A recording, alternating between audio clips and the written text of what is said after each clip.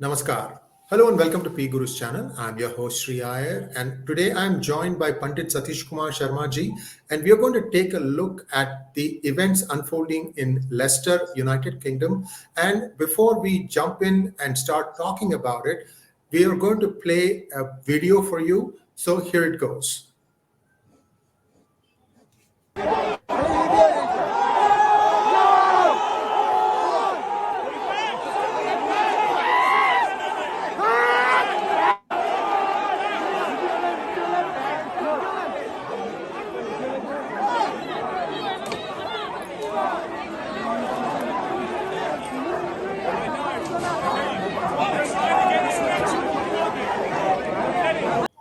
That was a Hindu temple and a flag being pulled down, and I think it was after that burnt.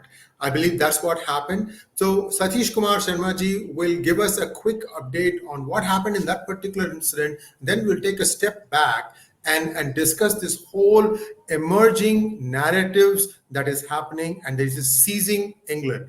Panditji, I'm sorry to introduce you with such a graphic video to start with, but let us start discussing about this particular event, sir. When did this happen, and why is the police just, standing there? It's just like going into a house and doing something. How can somebody desecrate a temple, sir? Pranam, Sriji, and Jai Shri Ram. Great starting point. I'm just going to add one bit of new development, and that is that according to the Guardian newspaper, a newspaper which we know has been publishing and presenting an anti-India, anti-Hindu perspective for a long time, according to an article that was recently published by them a couple of days ago, Jai Shri Ram is now a cry which is associated with anti-Muslim violence in India. This has been on the Guardian sort of front pages, as it were. And, it's worth reminding everybody that Jai Shri Ram for a long period of time has been the manner in which we greet each other. We load into our mind the memory of Maryada Purushottam, the ideal role model for a tranquil, peaceful and prosperous society. And that's why we say Jai Shri Ram. We recognize and remind ourselves of the highest levels of community behavior. And all of a sudden, the British press, media press, are announcing this is a war cry. And obviously, they've never mentioned that the peaceful community have a cry, which has been heard in many tragic incidents, whether it was the bombing in Manchester and elsewhere. But they've never mentioned that that's a cry associated with violence. So that's an important part of the developing rhetoric and propaganda that we're seeing. Turning to that specific event, it's a good place to start because it is as it was in front of your eyes, as everybody has now seen. It was an attack on a religious building by a group who were clearly from one particular community, the community that shall not be named, in the British parlance, the Asians, who are always doing this sort of thing. And it's clearly demonstrating two things. One is that it was an attack on a Hindu religious building. Now, prior to this occurring, there was a social media storm precipitated by a very small number of Twitter handles where they made the false claim that masjids were being attacked, that a mosque had been attacked. That never happened. What did happen was that a Hindu mandir was attacked. The other aspect which I wanted to help the audience put into perspective is that the police were actually overwhelmed. That not only were they overwhelmed, they, I think to some degree, were unable to fulfill their true purpose. Their purpose is to protect, and to protect ordinary citizens so they can go around and do their normal lawful activities, to protect freedom of movement, to protect property. All of those are the primary purposes of the police. But on that day, we have seen that the police were actually in between the Hindus who had been gathering and the youths who had come from elsewhere, the ones who were actually attacking the building. Hate crimes are defined as crimes which arise as a result of a particular hatred for a a legally defined characteristic. And so when you perform a crime and it's fueled because of your hatred for one of those equality characteristics, it becomes a hate crime. What we saw there is clearly executed in front of the police hate crimes. There was no attempt to arrest people on the spot. There were no attempts to come between the mob and the religious building. These are issues of great concern. Now, we have a lot of sympathy with the police because in Leicester, the police are clearly not used to this level of violence and this level of organized, coordinated mob attack. And the other aspect is that it was on the same day as the nation was getting ready for the burial and funeral of Her Majesty the Queen. So a lot of police forces had sent resources down to London in order to be able to police that event. And so all of a sudden, the police found themselves in the middle of this perfect storm, as it were. And 16 police officers were hospitalized as a result of the actions that were going on that particular day. You know, we have a great deal of sympathy for them because the police constables, the people on the ground, they're just normal people like yourself and myself. You know, we tend to think of them as the police. This was the normal constabulary who were trying their best to restore order at significant personal risk. And as I say, 16 police officers and constables were hospitalized, and that's totally unacceptable. Panditji, looks like about 47 have been arrested since that event. And also, what I'm hearing is that there were calls to the neighboring towns to have people come and join this. And looks also like the British people have found their version of Zubair. I can have the handle in front of all of you. It's called @MAJ for major, short for major, *STAR7. And we will give you the link on some open source intelligence research that has shown exactly what happened in terms of like trying to build up this fake narrative, the one that you mentioned, sir, that there was a masjid under attack, when in fact it was a Hindu temple that was under attack. Satishji, has this fellow been apprehended? No. And in fact, this is the other dimension. You know, this attack occurred on multiple levels, and it's clear that the authorities either refused to deal with the attack on the multiple levels or were incapable of responding to it. Now, this individual who you've mentioned, it's clearly established that he was, one, circulating information which was false and doing it in a manner to incite and provoke a hostile response. And it did draw a hostile response. A lot of people were stopped from coming into Leicester by the police. The police were checking. They had to divert resources to actually go and check and prevent an influx of people who had intentions which were far from community harmony and community cohesion and peace and tranquility. And so, yes, there was a catalyst. Now, remember, we are in the United Kingdom where a veteran, a white British veteran, was arrested by the police for a Facebook post which one or two individuals found offensive. And there was no harm or no violence in that instance, and yet this poor fellow was arrested by police. Whereas with regard to this sequence of events, the people who were inciting this on social media, to my knowledge, no arrests have occurred of those.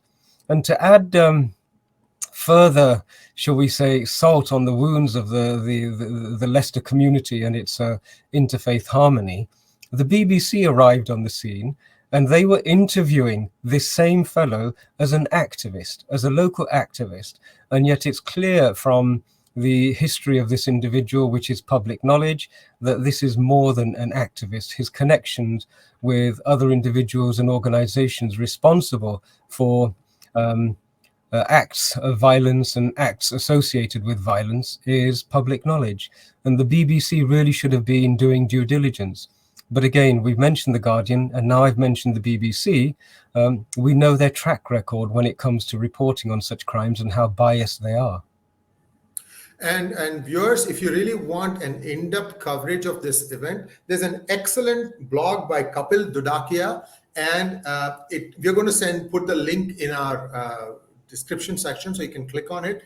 Hindus under attack in Leicester, and he's done a fine job of collating all the events and all the data that has been associated with various communities. What are the things that they are doing? What happens when something like this, when there's like a dog whistle that gets blown? So it's just beyond me, Satish ji, for all BBC's reputation in the last 5-10 years, they're just completely washing it down the drain. This is a trend, isn't it? We like to see facts. We like to develop knowledge and individual circumstances. We try and get the statistics together so that when we say that this appears to be the case, we can back it up with evidence. And Right. Your statement there is supported by a long sequence now of events to support the statement that the BBC is institutionally anti-Hindu and anti-India.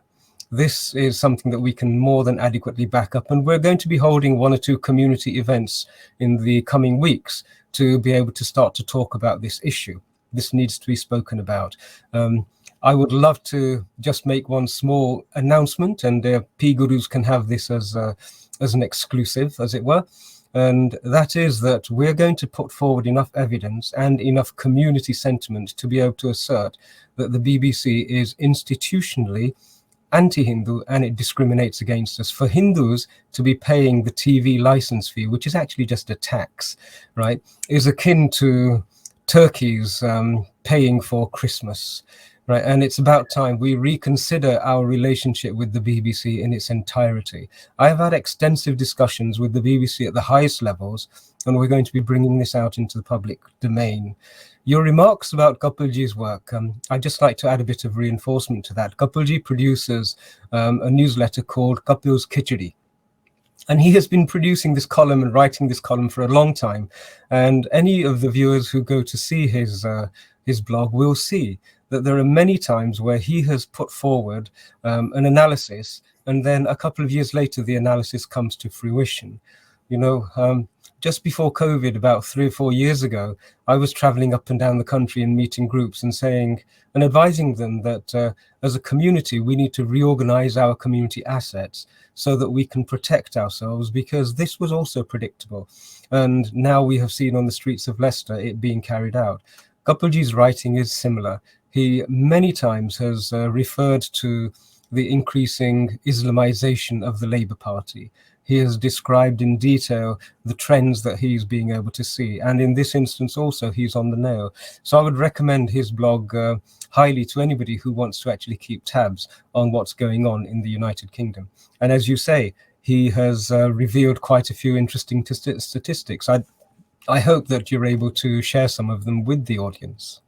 Yes, indeed. And here is one about the religion of prisoners and the general population. This is England and Wales. The data is up to June 2021. Satish ji, take it away, sir. Okay, well, let me just place this in context. One of the things that we noticed about the Leicester attacks is that there is a, shall we say, a consensus being, or an attempt is being made to assemble and create a consensus. And the rhetoric that's trying to be created is that Hindus are violent, that what has happened is that some sort of racism has crept into Hindus, and we're now seeing it on the streets. They are conflating all sorts of various identity intersectionalities and essentially trying to tarnish the reputation of the Hindu community. And this is actually a wonderful piece of research. I checked the resources that we use to produce this, and this is from government statistics. So I think what it's showing, if you have a look at the Hindu column, the total number of prisoners incarcerated at Her Majesty's expense, shall we say, as they call it, is 329. And as a percentage of the whole of the prison population, it's so small that they've recorded it as 0%. And since 2002, there has been zero increase in that. And so the last column shows that Hindus in the United Kingdom are roughly speaking about 2%, which is something that we've always been aware of. But if you have a look at the community who was so vocal in attacking the Mandir in Leicester, if you look at the figures for that community, the number is significantly higher. 18%, i.e. almost a fifth of the prison population, is actually, it's from that particular religious community. That's a fifth. And the other alarming statistic is that there has been a 10% increase in that figure over the last couple of decades. And that is an anomaly. If you look at the figure in that column for all the other communities, by and large, the increase has been negligible. And so this really does put a totally different spin on this idea that the Hindus in Britain are becoming violent, are becoming aggressive, are becoming prone to unlawful activities. That's not correct at all. And so this this data set that Kapoorji has put forward, it helps us to, shall we say, redress and diffuse this consensus that was in the process of being constructed, that the violence on the streets of Leicester was both precipitated and then perpetuated by members of the Hindu community. That's a complete nonsense. The evidence doesn't bear it out. And I'm looking forward to the police producing the final analyses of the arrests that have been conducted. And it'll be useful to see where the violence was actually occurring on the ground and which groups were represented. We know already that one gentleman who is not a Hindu has been not only arrested, but has been tried and given a prison sentence for carrying an offensive weapon into that very incendiary mix that was happening on those days. And so more and more data and more information will be coming out. Thank you very much, Panditji. And viewers, we would like you to like, share, and subscribe to our channel. And also, please click on the bell button for notifications. If you think you like our research, consider donating to us using the super thanks button. And Panditji, thank you so much for coming together at such short notice to put together the relevant material and to kind of get the pulse from the ground. So what's happening in Leicester, so that all Hindus all over the world and all peace-loving people all over the world can see what is really happening here. First create a fake narrative, then attack, and then play victimhood. This is the rinse and repeat cycle that these people indulge in. And I think now more and more times they are being called, and I think it's up to the law and order to do their part of the job. I think, you know, Hindus are unfortunately, for a lack of a better phrase, the Jews of the 21st century, Panditji. Sriji, firstly, I want to reiterate the importance of your request. You have asked the viewership to support, follow, and to share the information you're putting out there. Leicester witnessed 2 attacks. One was the physical attacks on the ground, but there was also in parallel an attack in terms of the information war. And we were witnessing this firsthand. And it's so important that we were able to get out to our own community and the broader community real information. You know, we were turning around within hours factual information to rebut some of the nonsense that was being put out there. And as a result, it also allows the police to focus their scarce resources on the areas where the trouble is actually occurring and directing it towards the miscreants who are actually engaging in violence. So it's vitally important, bearing in mind that we do not get the support of The Guardian, the BBC, and these sorts of mainstream publications.